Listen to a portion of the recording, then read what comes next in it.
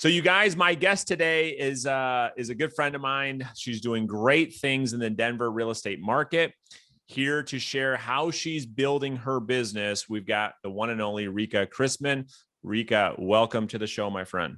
Hi, Brandon. Thanks for having me. Absolutely, absolutely. So we were just kind of talking a little bit off air, but I want to give the people watching today's interview just a little bit of framework. So what market are you in? How long have you been selling real estate? Okay, so I'm not directly in the Denver metro area, so I'm south of it, more the suburbs. But I re-entered the industry.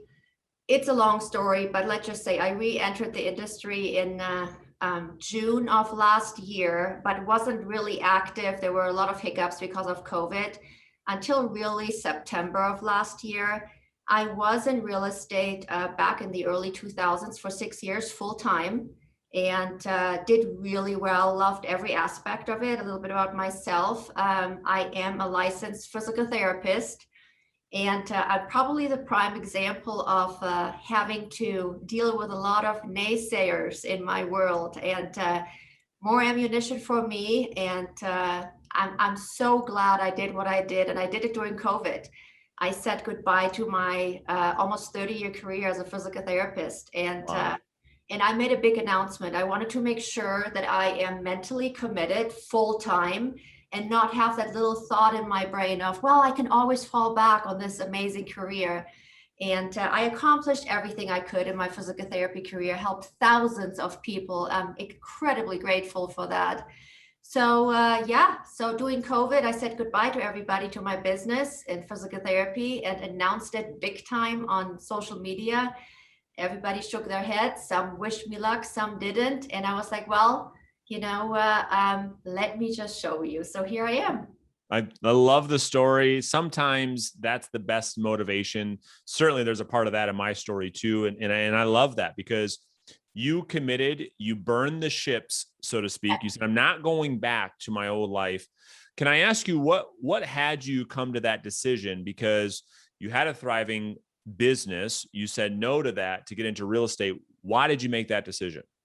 So I have been on top of my career as a PT, physical therapist, and I have every certification that anybody pretty much can have. And I was working, nobody that really is in the medical field knows what's going on behind the scenes. So outside of seeing patients 8 to 10 hours a day, I was literally doing documentation until 12 midnight.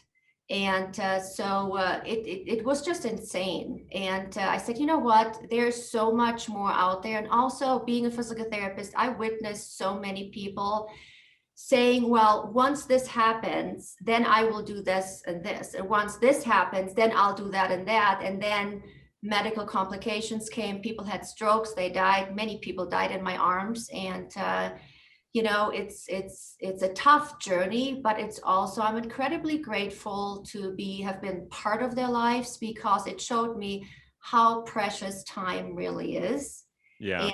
And that's where I looked at my biggest fan, my husband Dave, and our 3 kids, and I said, guys, I need your support. This is what I'm going to do, and I want to have a different purpose in life, and that's what I did.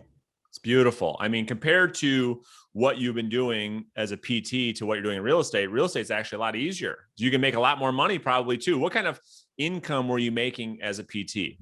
So as a physical therapist, I owned my own business, and I was also working for a couple of different agencies. And I specialized in a lot of different things. So it was a very healthy 6-figure income that we Okay. said goodbye to. And Okay. but that 6-figure income, I was a single mom overnight at one point. It allowed me to rely on that, be the mom and mentor that I needed to be for my kids. And now, guess what? Kids are young adults, and one by one out of college, and it's mom's turn. I love it. That's so cool, Rika. I love it. So, all right, let's break down your business, get into why everyone's here. And so, you have been doing 2 or 3 closings a month consistently, pretty much all of 2021, because really you just got back into business. You put the open sign back up September of 2020. So you haven't even been back in the game for a full year, yet you're closing 2 to 3 deals per month. Now, what I'd like to do is share with people essentially what type of income that produces, and then we'll break down the entire business model. So in your market, when you sell 2 or 3 homes, what type of income will that represent for you? So people have to understand that in the market where we are, the average home price is probably at about 485. But I do tend to land up higher end clients. So I am in a lot of the price ranges of, 650, 750, 850. So that is really important for me to point out, because I don't want people to get discouraged when they hear these numbers. Oh my gosh, I'll never get there. Right. Realize where you are and do the numbers for yourself. But so every closing pretty much is anywhere starting at around 12,000. I'm looking down, I have all the numbers here in front of me. Around 12,000 on one side, all the way up to 28,000, the highest. So when you sell 3 houses, I mean, that's a nice payday for the family. I mean, you're making 30, 40,000 a month. Is that about accurate? It is getting there now. It is getting there now. I love it. Yeah, I mean, I have a lot of buyers, I have sellers, and now Dave is coming into the picture. Yeah.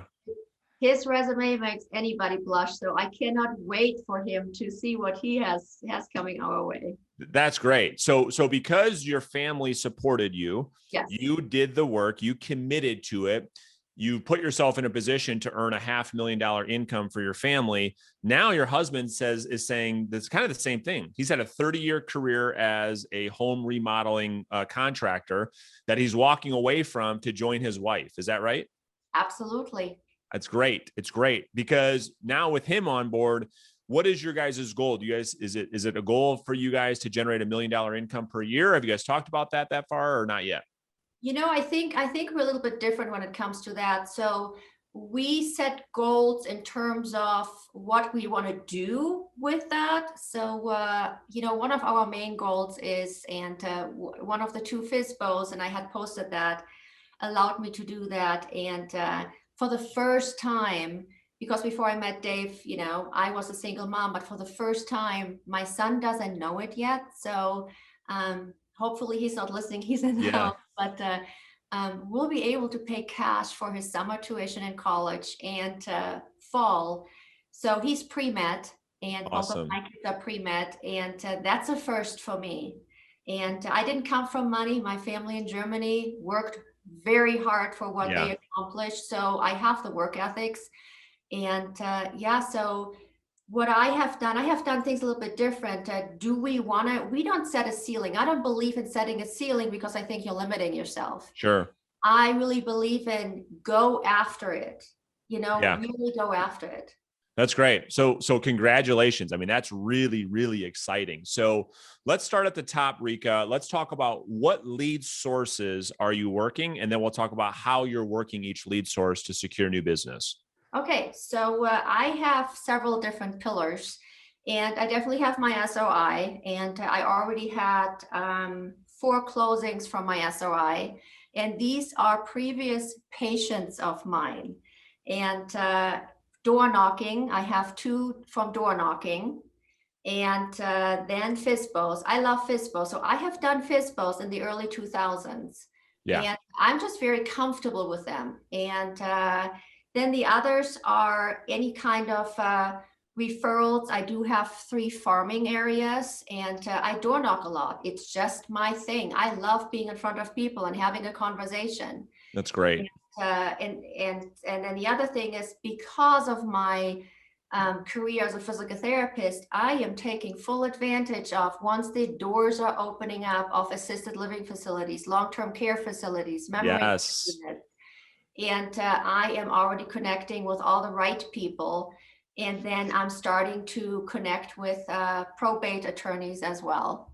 Beautiful. All right. So let's kind of break down some of these. So let's talk about door knocking. And it's funny because when people think about what I teach, they don't think of me as the door knocking guy. However, when you go deep into my teachings, you'll find that at the top of my conversion pyramid, as I call it, is door knocking, because of how powerful it is when you get face to face with somebody. So Are you door knocking specific lead sources like FSBO's expireds or just in your farm area? No, so I door knock everybody. So what I do is, if I cannot get a hold after 3 or 4 phone calls of a FSBO that is in the area where I want to become the prime listing agent, Yes. I may as well, when I have the time, I may as well drive there and knock on the door. Be different. When Yes. I show a home to buyers or doing an inspection of a home, I take that time and I go around that neighborhood and door knock and introduce myself. Even if it wasn't on my listing, I just say, hey, this is who I am. Guess who's moving in next door to you? And then a conversation just starts. And Yep. then I door knock around my listings. Yeah. So I do a lot of door knocking. That's great. And it's really, it is simple. I think people want to overcomplicate it, but it's just having good conversation. So can you walk us through, kind of your approach when you do door knocking and how that conversation typically goes? Yeah. So I don't really practice it a whole lot because the more I practice, the more I don't sound natural. Right. And I'm very enthusiastic. So I always make sure I have a smile, I door knock, I have something in my back of value. And, but a lot of times it's just me, myself, and my business card. Yeah. And I door knock, introduce myself really quick. I do step back because still, we don't have a mask mandate in our county anymore, but we just don't know how other people feel. Sure. But people are just so willing and happy to talk to you.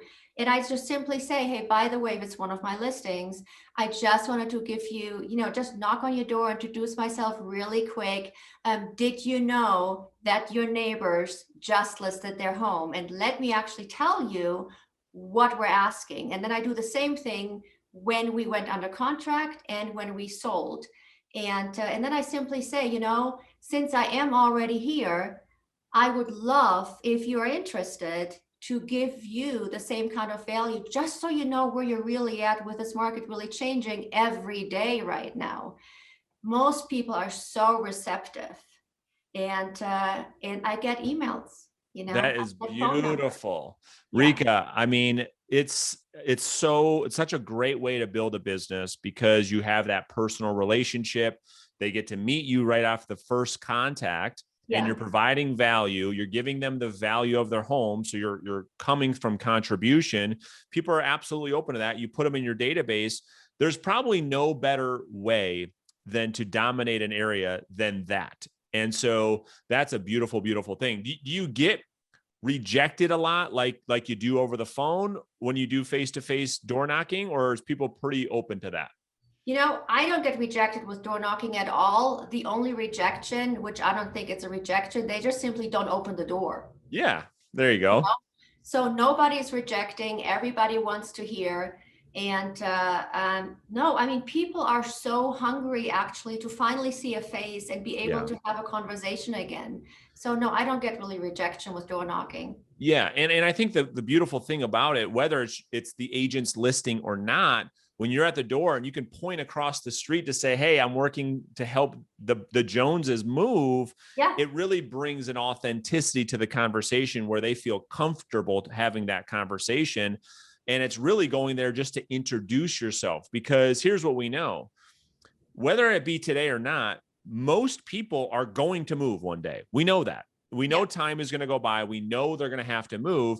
And so what you're doing is building your database in the neighborhoods where you want to sell houses and building relationships with all of those people in those neighborhoods. And that's a great way to build your brand, build your name, and build your database of highly, highly quality leads, which is beautiful. Okay. Now, all right. So let's talk about for sale by owners for a second. Okay. So you love them like I love them. You're the queen of for sale by owners. Why do you like them so much? And how do you approach getting them to list their home with you? First of all, I was always somebody in my entire career and in life. I don't mind a challenge. And that's why I love your program. And just because, and the reason I also like FSBOs is they are a challenge. The reason they're FSBOs, especially in this market, I believe, is because they assume everything and they, devalue us real estate agents based on the value that they have in their own mind, what we really don't do. That's right. So no, I mean, I call them and I use your approach, but I think this is what people really need to know, because I see a lot of posts on your site as well where people want to know, well, what exactly did you do? Can you break it down for me? And what I want to say to that is, when I do the post, I do the post to encourage others that you can do this too. I never want to say failed, because for me it is, you don't fail, you learn from the ones that you don't get, Yep. Never assume. It is so true. Never assume. And never take it personally, because that is so important. So I call, I follow up. I don't have a completely Monday, Wednesday, Friday follow-up system. I take it. You have to also listen to the people. So Yeah. if they tell you in your face, if they're educated, they tell you in your face, we really appreciate what you're doing here, Rika, but please do not email us. I will not email them. I ask them, well, what kind of platform of communication do you prefer? Yeah. I do ask. So listen to what they say, because just because there's always a sender and a receiver, just because of what you say is not what they hear. That's right. So reaffirm, make them comfortable, give value, you got to follow up for sure. Yeah. The follow up, I mean, why put all this nervousness? I get anxious with every phone call, but that's a good thing, because I think once you're not nervous anymore, the red flag should come up, Hold on, let's pause. Yeah. So that is a huge gold nugget that you just dropped. I have been feeling and saying that for years, and that's such a great life lesson. And what you said was, if you're not feeling uncomfortable, that's the red flag. But what most people in our industry, how they behave, Rika, as you know, as soon as they feel uncomfortable, they run away. And let that be evidence that you're doing the right thing. So I get nervous too. You know what I mean? And it's like, I know that I'm on the right track. Before I step on stage to do a big speaking engagement, I sweat through 3 or 4 suits, and that's normal. I know I'm doing the right thing because I'm growing. So let me ask you about the specific approach. So I really train on 2 different approaches based on an agent's confidence, skills, experience, all these different things. Are you taking the approach to position yourself as a listing opportunity on the first contact, or are you trying to get a preview appointment? What is your approach typically? So I feel very comfortable with the 2.0. Okay, listing. beautiful. But as we go through it, you need to listen to what's happening during the conversation. As soon as I feel there's a little bit pullback, I at least, if it's something where I want to list, I want to get face to face. Once I'm face to face, I feel super comfortable. I love people. Here's the other thing. I'm a complete introvert. Yeah. So, but when I'm out there, it's different. So I play it by ear. I really listen. As soon as I see, versus me losing the opportunity, then I go back to the 1.0. I do a preview. And to me, it is like a preview to me is a big opportunity. So I still drive out there and do previews. And that's how I got some of these VISPOs. Yeah, I think it's amazing. So again, you're dropping so much valuable information for people watching this. First thing you said, and it's not the exact words, but I want to paraphrase. You said, in order to get great results as a salesperson prospecting, we need to listen. You said that 3 or 4 times now. The best skill a salesperson can have is being a great listener, because this is how we show people we care. Then you said, and I agree with you 100%, as soon as you know there's an opportunity, because you listen for the opportunity, you don't need to talk anymore. It's like, how can I get that face-to-face opportunity? Because once you're there, that's where the magic happens. And then the third thing you said is your natural personality is an introvert, but when you're out there, you're on stage. It's time to put on the show. And you do a great job of that. I'm the same way. Like, doing this video makes me feel very uncomfortable. People wouldn't even believe that. They're like, yeah, right. I was so nervous before. I was like, oh my God, what am I going to do? Yeah. And so I think back to what we're talking about for other people watching this as they're going through their journey, it's like, that's a good sign. That's not a bad thing. That's great. No. It means you're growing. You're getting better. Go ahead. What are we going to add? Yeah, because the thing is that, knowing the medical world and everything, your brain doesn't know the difference between Yes. nervous and excitement. So why don't just turn this into excitement? Yeah. And that's what I do. Yeah, enthusiasm. I wrote it down when you said it because I don't think people understand that enthusiasm is the thing that draws prospects in to want to meet with you, and so I think that's really important. So you go and meet with the for sale by owner, follow up. How much of your listing business would you say you get through follow up versus the first contact? So I do have to say that I'm really getting comfortable and good at closing within the first 1 or 2 meetings. Good. And I am no longer, and here's the thing, just as a physical therapist, I had to get referrals from, top surgeons, you name Right. it. And, but that's how I provided for my family. So I really, you have to have that burning desire of what is your why, and just really, think about that. And I don't look at the outcome. However, I do look at the opportunity. As soon as they give me an objection, I'm like, okay, well, they're not hanging up. They're giving me an objection. They're asking me, they're staying on the phone unconsciously to wait for, well, what do I have to tell them? What value do I have to bring to them?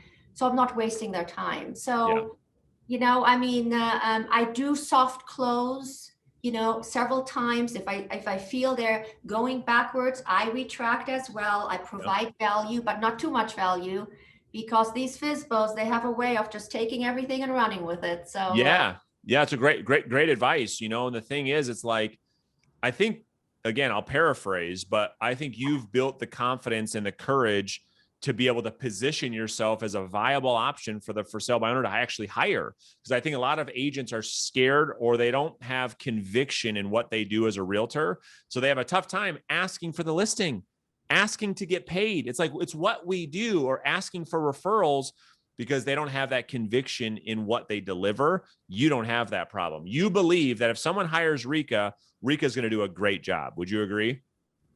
absolutely. And here's the thing, a lot of realtors have reached out to me too, and they said, we love your posts. What do you do? And we know we don't have many listings. Well, neither did I.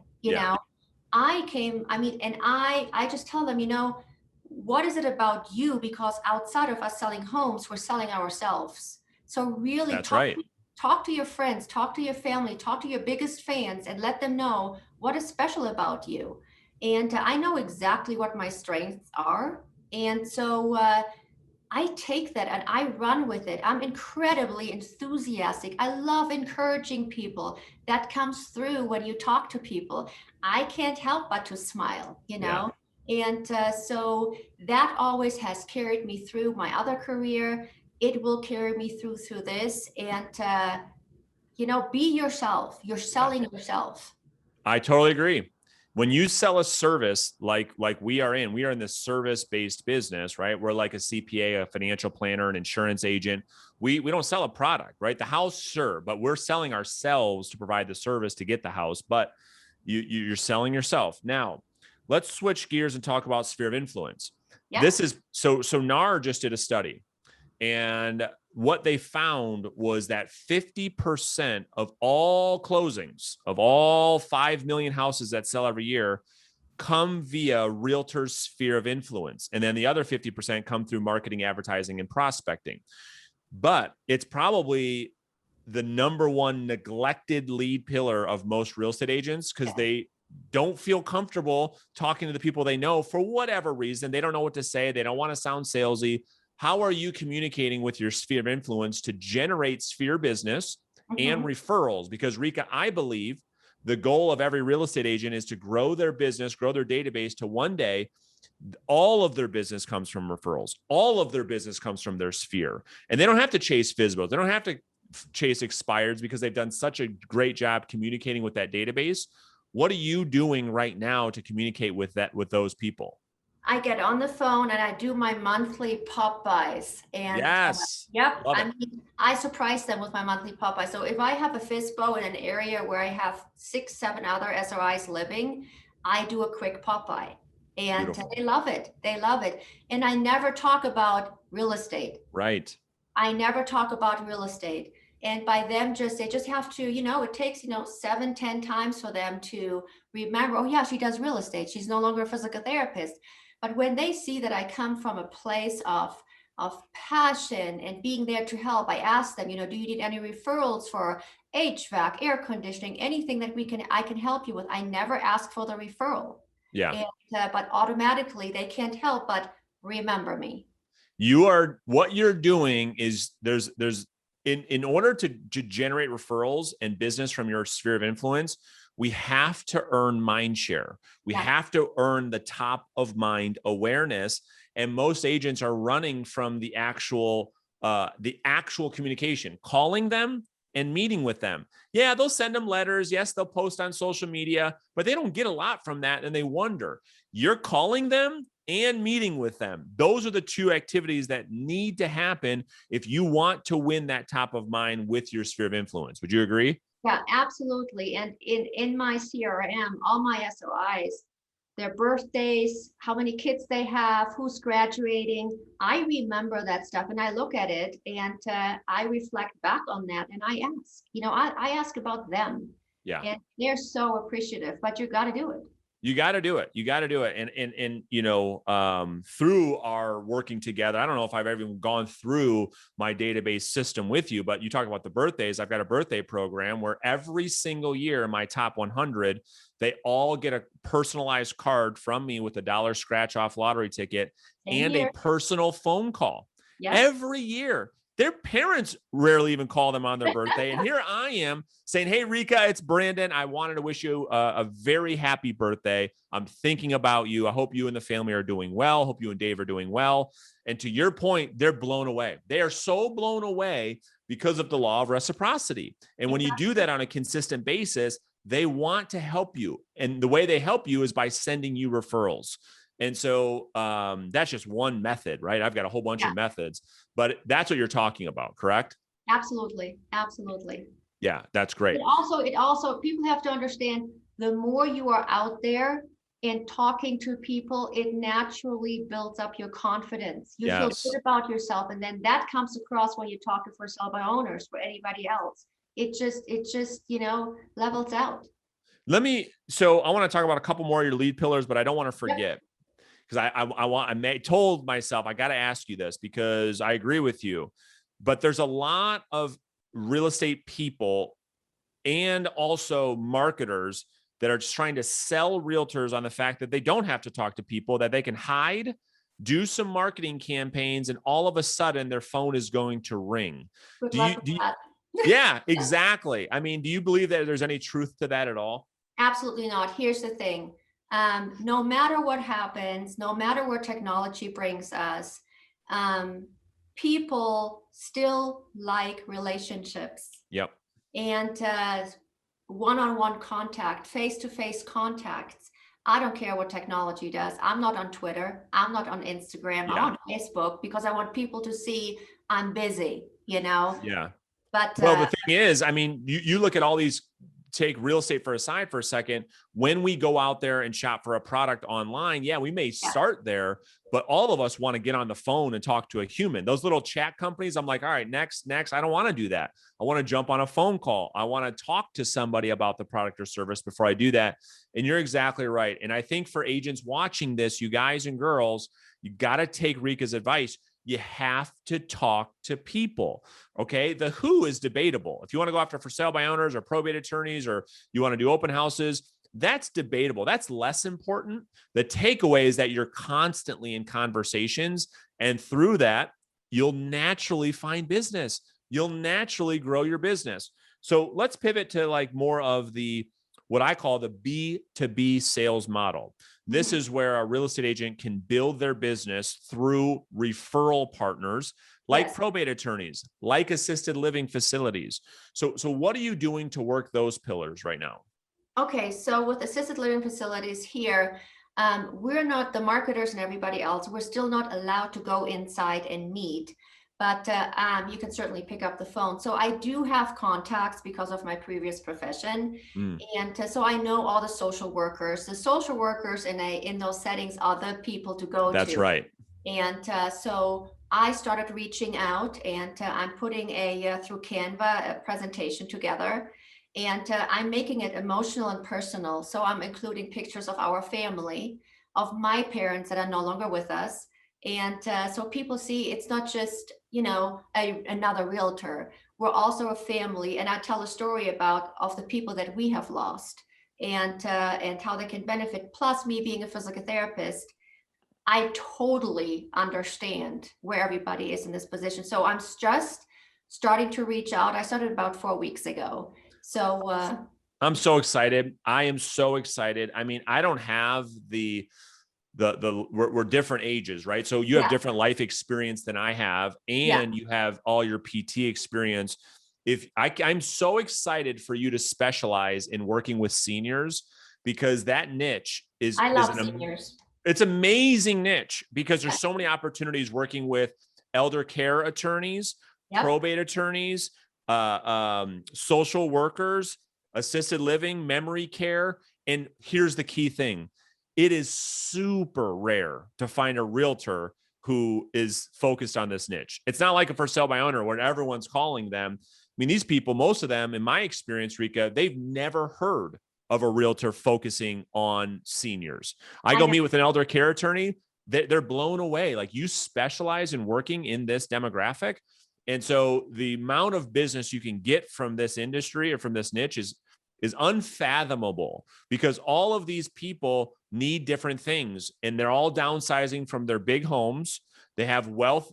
They have got a bunch of things with their wealth to transfer to their heirs. Most of them have to go into some type of an assisted living. And all of these things lead to a real estate agent being that specialist, that go-to in that market, who can serve all those other professionals. So that's really exciting for you. It's Yeah, great. absolutely. So last question for you before I let you go. This has been so great.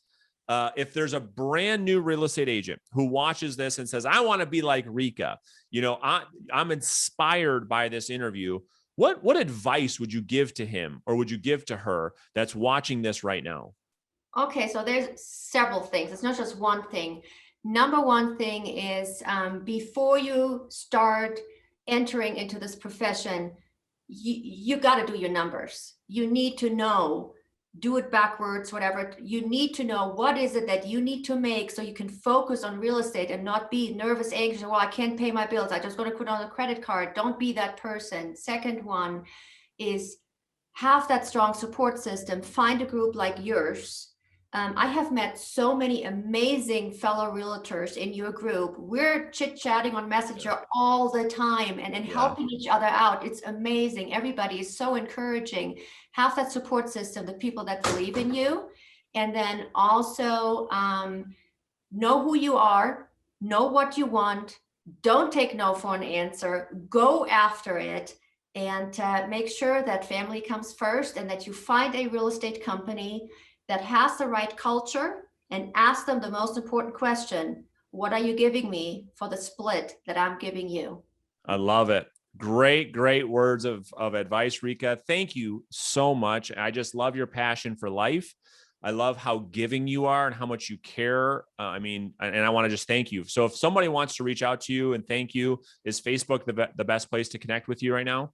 Facebook, as well as my phone number. Can I give it out? Absolutely. Okay.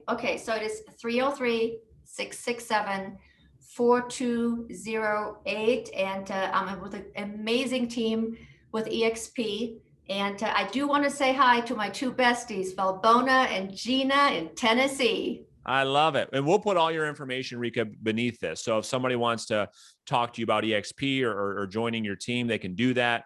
And again, I mean, the fact that you just give your personal cell phone out on a video that's going to go to YouTube shows people how much you care about this industry. And thank you for being the leader that you are. And so I'll look forward to spending more time with you in the future. But thank you so much for doing this with us today. Thank you so much for having me, Brandon. Absolutely. We'll talk to you soon.